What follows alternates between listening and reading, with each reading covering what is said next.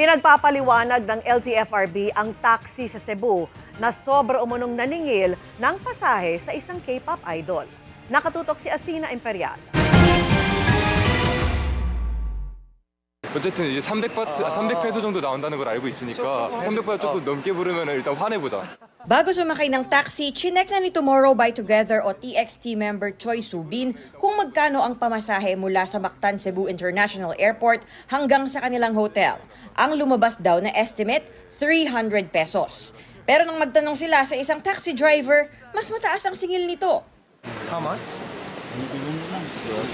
500? Bagaman 500 piso ang siningil ng driver, sumakay pa rin sa taxi si Subin at kanyang kaibigan.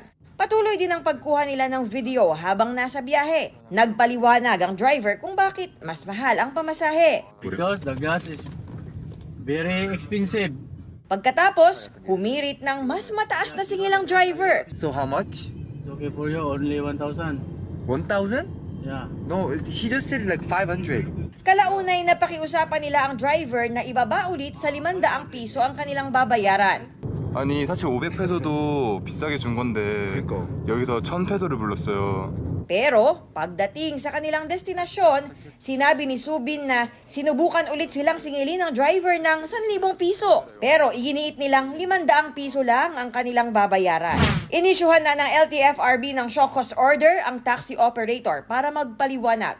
Batay sa inisyal na investigasyon, overcharging at deliberate non-use of the taxi meter ang ginawa ng driver. Pinasusuko rin ang lisensya ng sangkot na driver at ang license plate ng taxi.